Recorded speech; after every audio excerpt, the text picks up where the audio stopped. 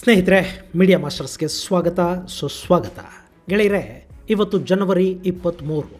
ಭಾರತೀಯರ ಪಾಲಿಗೆ ಇದು ಯಾವತ್ತಿಗೂ ಮರೆಯಲಾಗದ ದಿನ. ಒಂದು ಸ್ವತಂತ್ರ ಸೇನೆಯನ್ನು ಕಟ್ಟಿ ಬ್ರಿಟಿಷರ ವಿರುದ್ಧ ಹೋರಾಟಕ್ಕೆ ನಿಂತು ಭಾರತದ ಭೂಭಾಗದಲ್ಲಿ ಬ್ರಿಟಿಷರನ್ನು ಸೋಲಿಸಿ ಸ್ವತಂತ್ರ ಭಾರತದ ಧ್ವಜ ಹಾರಿಸಿ ಭಾರತೀಯರ ಎದೆಯಲ್ಲಿ ಹೋರಾಟದ ಕಿಚ್ಚು ಹಚ್ಚಿದ ಮಹಾನ್ ನಾಯಕನೊಬ್ಬನ ಜನ್ಮದಿನ ಇವತ್ತು. ಜಡಗಟ್ಟಿದ್ದ ಭಾರತೀಯರ ಮನಸ್ಸುಗಳಿಗೆ ಹೊಸ ಉತ್ಸಾಹವನ್ನು ತುಂಬಿ ಭಾರತಕ್ಕಾಗಿ ಹೊರದೇಶಗಳಲ್ಲಿ ಕೂಡ ಮಿಡಿಯುವ ಹೃದಯಗಳನ್ನು ಸಂಪಾದಿಸಿದ್ದ ಆ ಮಹಾನ್ ನೇತಾರ ಈ ದೇಶ ಸಂಪೂರ್ಣವಾಗಿ ಸ್ವಾತಂತ್ರ್ಯವನ್ನು ಕಾಣುವ ಮೊದಲೇ ಇಹಲೋಕದ ಯಾತ್ರೆಯನ್ನು ಮುಗಿಸಿಬಿಟ್ಟಿದ್ರು. ದುರಂತ ಅಂದರೆ ಭಾರತ ಸ್ವತಂತ್ರಗೊಂಡು 7.5 ದಶಕಗಳ ನಂತರ ಕೂಡ ಆ ಅದಮ್ಯ ಚೇತನದ ದೇಹಾಂತ್ಯ ಹೇಗಾಯಿತು ಅನ್ನೋದು ಕೂಡ ನಮಗೆ ಗೊತ್ತಾಗದೆ ಹಾಗೆ ನಿಗೂಢವಾಗಿ ಉಳಿದು ಹೋಯಿತು. ಆ ಮಹಾನ್ ನಾಯಕನ ಹೆಸರು ಸುಭಾಷ್ ಚಂದ್ರ ಬೋಸ್.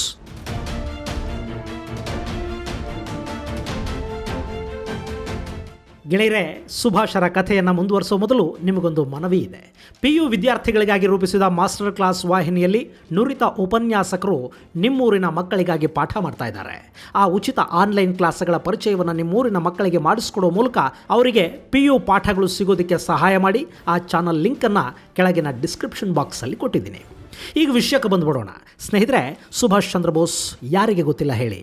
ಜೈ ಹಿಂದ್ ಅನ್ನೋ ಘೋಷವಾಕ್ಯವನ್ನು ಕೇಳದವರು ಭಾರತದಲ್ಲಿ ಯಾರಿರೋದಕ್ಕೆ ಸಾಧ್ಯ? ಭಾರತ ಮಾತಾ ಕಿ ಜೈ ಅಂತ ನಾವು ಹೇಳೋದಿಲ್ಲ ಅನ್ನೋ ಮೂರ್ಖರ ಬಾಯಲ್ಲಿ ಕೂಡ ಜೈ ಹಿಂದ್ ಅನ್ನೋ ಘೋಷ ಮೊಳಗುತ್ತೆ. ಅದು ಆ ಘೋಷಣೆಗಿರುವ ಶಕ್ತಿ. ಇದೇ ವೀರಘೋಷದ ಮೂಲಕ ಬ್ರಿಟಿಷರ ಎದೆನಡುಗಿಸಿದವರು ಸುಭಾಷ್ ಚಂದ್ರ ಬೋಸ್.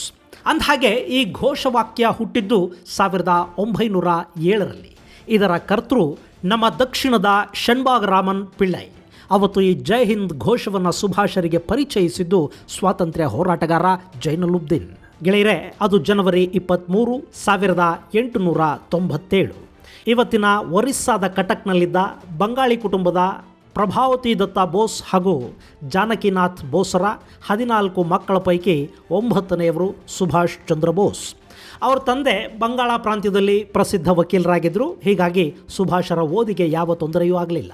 1918ರ ವೇಳೆಗೆ ಸುಭಾಷ್ ಚಂದ್ರ ಬೋಸ್ ಕೋಲ್ಕತಾ ವಿಶ್ವವಿದ್ಯಾಲಯದ ಸ್ಕಾಟಿಷ್ ಚರ್ಚ್ ಕಾಲೇಜಿಂದ BA ಪದವಿಯನ್ನು ಪಡ್ಕೊಂಡ್ರು. 1919ರಲ್ಲಿ ಇಂಗ್ಲೆಂಡ್ಗೆ ಪಾದಾರ್ಪಣೆ ಮಾಡಿದ ಸುಭಾಷ್ ಅಲ್ಲಿ ಇಂಡಿಯನ್ ಸಿವಿಲ್ ಸರ್ವಿಸ್ ಎಕ್ಸಾಮನ್ನು ತಗೊಂಡ್ರು. ಆ ಪರೀಕ್ಷೆಗಳಲ್ಲಿ 4ನೇ ರ್ಯಾಂಕ್ ಪಡೆಯೋ ಮೂಲಕ ICSಗೆ ಆಯ್ಕೆ ಕೂಡ ಆದರು. ಅವತ್ತಿನ ICS ಅಂದರೆ ಇವತ್ತಿನ IAS ಇದ್ದ ಹಾಗೆ. ಆದರೆ ಅವತ್ತು ಹೆಚ್ಚು ಬ್ರಿಟಿಷ್ ಅಧಿಕಾರಿಗಳೇ ಆ ಹುದ್ದೆಯನ್ನು ಅಲಂಕರಿಸ್ತಾ ಇದ್ದರು. ಬ್ರಿಟಿಷರ ಪರವಾಗಿ ಭಾರತವನ್ನು ಆಳುವ ಆ ಪ್ರತಿಷ್ಠಿತ ಹುದ್ದೆ ಸುಭಾಷರಿಗೆ ಒಲಿದು ಬಂದಿತ್ತು. ಆದರೆ ಬ್ರಿಟಿಷರ ಆ ಗುಲಾಮಗಿರಿ ಮಾಡ್ತಾ ಭಾರತೀಯರ ಮೇಲೆ ಅಧಿಕಾರ ಚಲಾಯಿಸುವ ಆ ಹಿಪೋಕ್ರಸಿ ಸುಭಾಷರಿಗೆ ಇಷ್ಟವಾಗಲಿಲ್ಲ. ಹೀಗಾಗಿ 1921ರಲ್ಲಿ ತಮ್ಮ ಸಿವಿಲ್ ಸರ್ವಿಸ್ ಹುದ್ದೆಯನ್ನು ಎಡಗಾಲಲ್ಲಿ ಒದ್ದು ಅಲ್ಲಿಂದ ಎದ್ದು ಬಂದರು ಸುಭಾಷ್.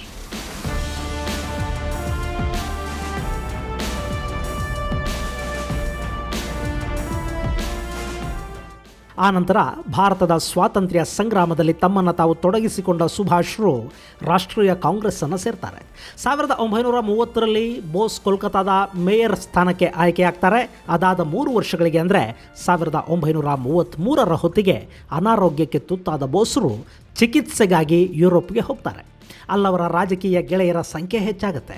ಮುಸೊಲಿನಿ ಅಂಥ ನಾಯಕರು ಕೂಡ ಬೋಸರಿಗೆ ಹತ್ತಿರ ಆಗ್ತಾರೆ. ಅಲ್ಲಿದ್ದಾಗಲೇ ಅವರು ದ ಇಂಡಿಯನ್ ಸ್ಟ್ರಗಲ್ ಅನ್ನೋ ಪುಸ್ತಕವನ್ನು ರಚಿಸಿದ್ದು. ಈ ಪುಸ್ತಕ ಎಷ್ಟು ಪ್ರಭಾವಶಾಲಿಯಾಗಿತ್ತು ಅಂದರೆ ಅದು ಬಿಡುಗಡೆಯಾದ ಕೂಡಲೇ ಬ್ರಿಟಿಷರಿಂದ ನಿಷೇಧಕ್ಕೆ ಕೂಡ ಒಳಗಾಯಿತು. ಹೀಗೆ ಯುರೋಪಲ್ಲಿ 4 ವರ್ಷಗಳ ಕಾಲ ಇದ್ದ ಬೋಸರು 1937ರಲ್ಲಿ ಮತ್ತೆ ಭಾರತಕ್ಕೆ ಹಿಂತಿರುಗಿದರು. 1938ರಲ್ಲಿ ಅವರು ಭಾರತೀಯ ರಾಷ್ಟ್ರೀಯ ಕಾಂಗ್ರೆಸ್ನ ಅಧ್ಯಕ್ಷರಾಗಿ ಕೂಡ ಆಯ್ಕೆಯಾದರು. ಅವತ್ತಿಗೆ ಸಂಪೂರ್ಣವಾಗಿ ಮಹಾತ್ಮ ಗಾಂಧಿಮಯವಾಗಿದ್ದ ಕಾಂಗ್ರೆಸ್ಗೆ ಸುಭಾಷರ ಕ್ರಾಂತಿಕಾರಿ ನಿಲುವುಗಳು ಪಥ್ಯವಾಗಲಿಲ್ಲ. ಗಾಂಧೀಜಿ ಹಾಗೂ ಸುಭಾಷರ ನಡುವೆ ಸೈದ್ಧಾಂತಿಕ ಸಂಘರ್ಷ ಶುರುವಾಯಿತು.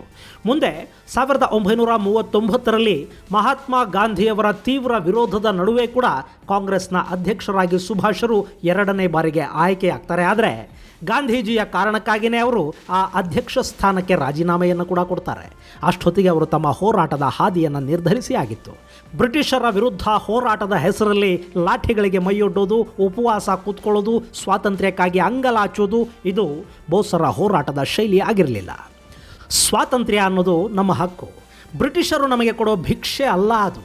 ಅದನ್ನು ಬೇಡಬಾರದು, ಬದಲಿಗೆ ಬಲವಂತವಾಗಿ ಕಿತ್ಕೋಬೇಕು ಅನ್ನೋ ಸಿದ್ಧಾಂತದಲ್ಲಿ ನಂಬಿಕೆ ಇಟ್ಟಿದ್ದ ಬೋಸ್ರು ಭಾರತದಿಂದ ಹೊರಗೆ ಕಾಲಿಟ್ಟು ಒಂದು ಹೊಸ ಹೋರಾಟವನ್ನು ರೂಪಿಸುವ ನಿರ್ಧಾರಕ್ಕೆ ಬಂದಾಗಿತ್ತು. ಅವತ್ತಿಗೆ ಮಹಾತ್ಮ ಗಾಂಧಿ ಹಾಗೂ ಇನ್ನಿತರ ಕಾಂಗ್ರೆಸ್ ನಾಯಕರಿಗಿಂತ ಬ್ರಿಟಿಷರ ಕಣ್ಣಿಗೆ ಸುಭಾಷರು ಅಪಾಯಕಾರಿಯಾಗಿ ಕಾಣಿಸ್ತಾ ಇದ್ದರು. ಹೀಗಾಗಿ ಅವರನ್ನು ಗೃಹಬಂಧನದಲ್ಲಿಡಲಾಯಿತು. ಆ ದಿನಗಳಲ್ಲೇ ಅಂದರೆ 1941ರಲ್ಲಿ ಆಫ್ಘನ್ ಮೂಲಕ ಯುರೋಪ್ ತಲುಪಿದ ಸುಭಾಷ್ ಚಂದ್ರ ಬೋಸ್ ಜರ್ಮನಿಯಲ್ಲಿ ಹಿಟ್ಲರ್ನನ್ನು ಭೇಟಿ ಮಾಡ್ತಾರೆ. ಅದು 2ನೇ ವಿಶ್ವಯುದ್ಧದ ಕಾಲವಾಗಿದ್ದರಿಂದ ಬ್ರಿಟಿಷರ ವಿರುದ್ಧ ಬೋಸ್ ಹಿಟ್ಲರ್ನ ಸಹಾಯ ಕೇಳಿದರು. ಅವರಲ್ಲಿದ್ದ ಸ್ವಾತಂತ್ರ್ಯದ ಕೆಚ್ಚು ಹಾಗೂ ವಿಶ್ವಾಸ ಹಿಟ್ಲರ್ ಥರದವನ ಮನಸ್ಸನ್ನು ಕೂಡ ಗೆದ್ದಿತ್ತು. ಹಿಟ್ಲರ್ ಸಹಾಯದ ಭರವಸೆಯನ್ನು ಕೂಡ ಕೊಟ್ಟ. ಅದೇ ಸಮಯಕ್ಕೆ ಜಪಾನ್ ಸೈನ್ಯ ಸಿಂಗಪುರ್ ಮತ್ತು ಬರ್ಮಾಗಳಲ್ಲಿ ಭಾರತೀಯ ಬ್ರಿಟಿಷ್ ಸೈನಿಕರನ್ನು ಬಂಧಿಸಿಟ್ಟಿದ್ದ ಸುದ್ದಿ ಬೋಸರ ಕಿವಿಗೆ ಬಿತ್ತು. ಅವರ ತಲೆಯಲ್ಲಿ ಮತ್ತೊಂದು ಅತ್ಯದ್ಭುತವಾದ ಯೋಜನೆ ಸಿದ್ಧವಾಯಿತು. ತಕ್ಷಣ ಅವರು ಜಪಾನ್ ವಶದಲ್ಲಿದ್ದ ಮಲಯ ಸೇರಿಕೊಂಡ್ರು.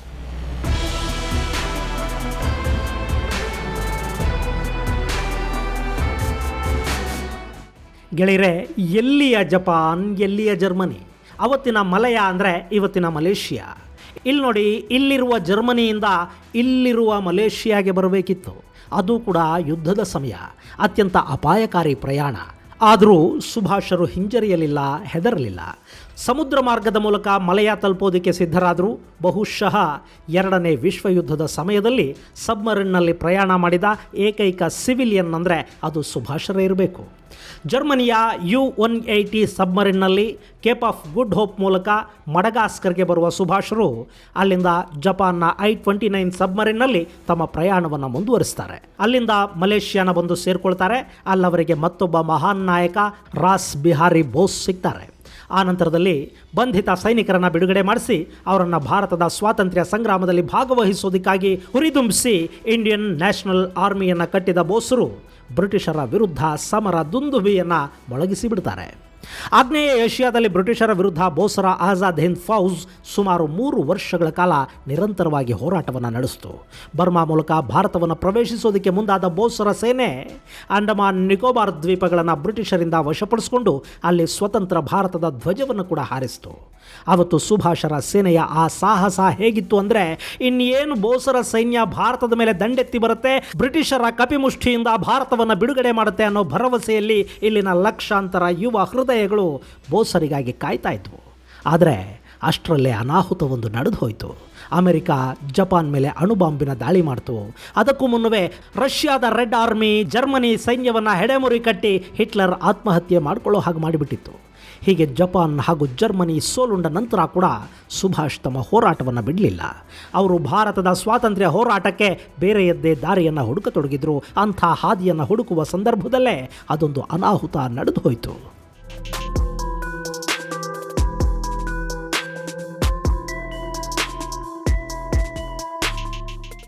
ಸ್ನೇಹಿತರೆ, ನೀವು ನನಗೆ ರಕ್ತ ಕೊಡಿ, ನಾನು ನಿಮಗೆ ಸ್ವಾತಂತ್ರ್ಯ ಕೊಡ್ತೀನಿ ಅಂತ ಕರೆ ಕೊಡೋ ಮೂಲಕ ಲಕ್ಷಾಂತರ ಭಾರತೀಯರ ಹೃದಯಗಳಲ್ಲಿ ಹೋರಾಟದ ಕೆಚ್ಚು ಹಾಗೂ ಕಿಚ್ಚು ತುಂಬಿದ್ದ ಬೋಸರಿಗೆ ಅಲ್ಲಿ ಸ್ವಲ್ಪ ಹಿನ್ನಡೆ ಆಗಿತ್ತು. ಆದರೆ ಹೋರಾಟದಿಂದ ಹಿಂಜರಿಯದ ಬೋಸರು ಮತ್ತೊಂದು ಸುತ್ತಿನ ಹೋರಾಟಕ್ಕೆ ತಯಾರಾದರು.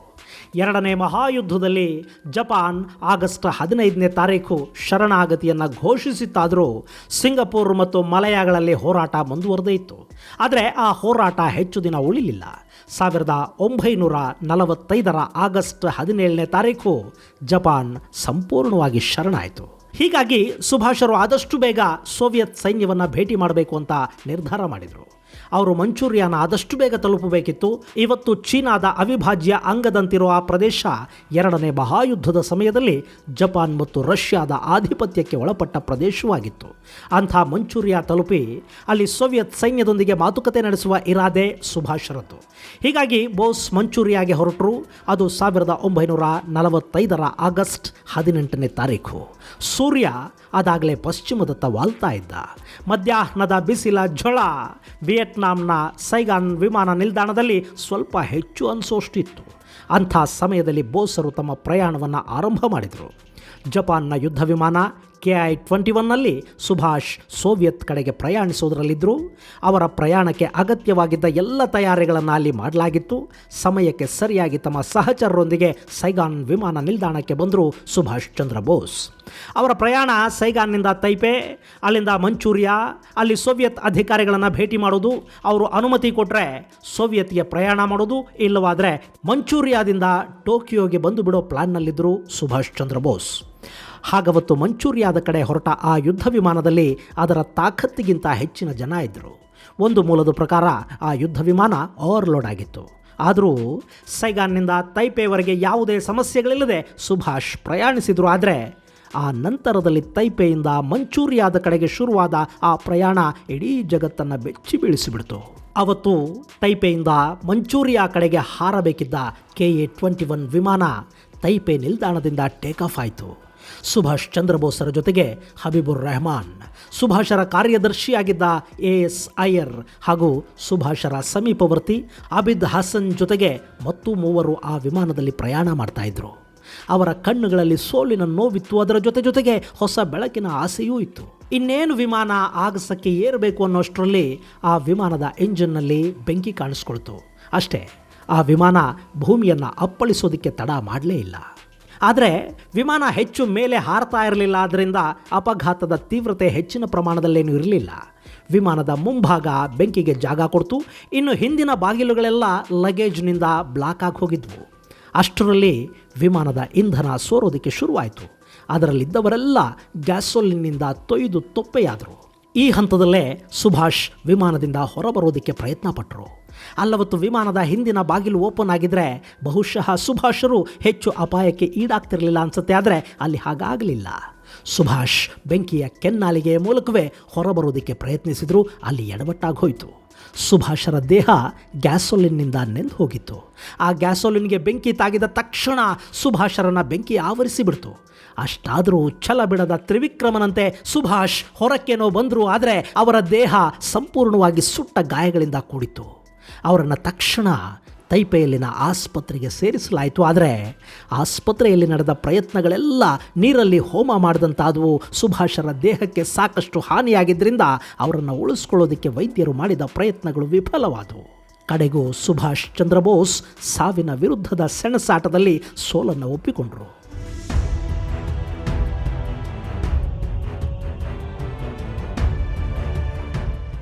ಅವತ್ತು ತೈಪೆಯಲ್ಲಿ ವಿಮಾನ ಅಪಘಾತಕ್ಕೀಡಾದಾಗ ಹಲವಾರು ಜನ ಆ ಘಟನೆಗೆ ಸಾಕ್ಷಿಯಾಗಿದ್ದರು ಅಂತ ಹೇಳಲಾಗುತ್ತೆ. ಅವರು ನೀಡಿರೋ ಹೇಳಿಕೆಯ ಪ್ರಕಾರ ವಿಮಾನ ಅಪಘಾತವಾದ ನಂತರ ಅದರೊಳಗಿದ್ದ ಒಂದಿಬ್ಬರು ವ್ಯಕ್ತಿಗಳು ಹೊರಗೆ ಬಂದಿದ್ದರು. ಒಬ್ಬರಂತೂ ಉರಿಯುವ ಸೂರ್ಯನಂತೆ ಕಾಣ್ತಾ ಇದ್ರು ಅಂತ ಅವ್ರು ಹೇಳಿದ್ದಾರೆ. ಅಲ್ಲವತ್ತು ಆ ಉರಿಯುವ ಸೂರ್ಯ ಬೇರಿನ್ಯಾರೂ ಆಗಿರಲಿಲ್ಲ, ಅದು ಸುಭಾಷ್ ಚಂದ್ರ ಬೋಸ್ ಅನ್ನೋದು ತೈವಾನ್ ಜನರ ನಂಬಿಕೆ. ಗೆಳೆಯರೇ, ಇಲ್ಲಿ ಸುಭಾಷರ ಸಾವಿನ ಬಗ್ಗೆ ಜಗತ್ತಿನ ಪ್ರಖ್ಯಾತ ವಿಶ್ಲೇಷಕರು, ಇತಿಹಾಸಕಾರರು ಸಾಕಷ್ಟು ಆಶ್ಚರ್ಯವನ್ನು ವ್ಯಕ್ತಪಡಿಸ್ತಾರೆ.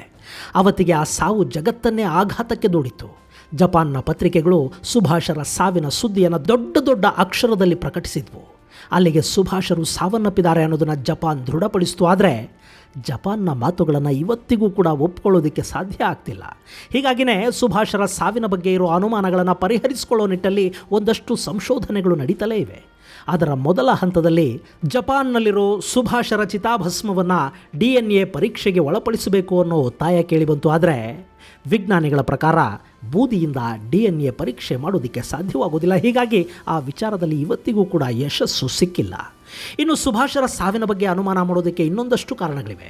ಅವುಗಳಲ್ಲಿ ಒಂದು, ತಾಷ್ಕೆಂಟ್ ಒಪ್ಪಂದದ ಸಮಯದಲ್ಲಿ ಅಂದರೆ 1965ರಲ್ಲಿ ತಾಷ್ಕೆಂಟಲ್ಲಿ ಭಾರತ ಮತ್ತು ಪಾಕಿಸ್ತಾನಗಳ ನಡುವೆ ಒಪ್ಪಂದ ನಡೆದಾಗ ಅವತ್ತಿನ ಪ್ರಧಾನಿ ಲಾಲ್ ಬಹದ್ದೂರ್ ಶಾಸ್ತ್ರಿಜಿ ಅವರ ಹಿಂದೆ ನಿಂತಿದ್ದ ಒಬ್ಬ ವ್ಯಕ್ತಿ ಸುಭಾಷ್ ಚಂದ್ರ ಬೋಸರನ್ನು ಹೋಲ್ತಾ ಇದ್ರು.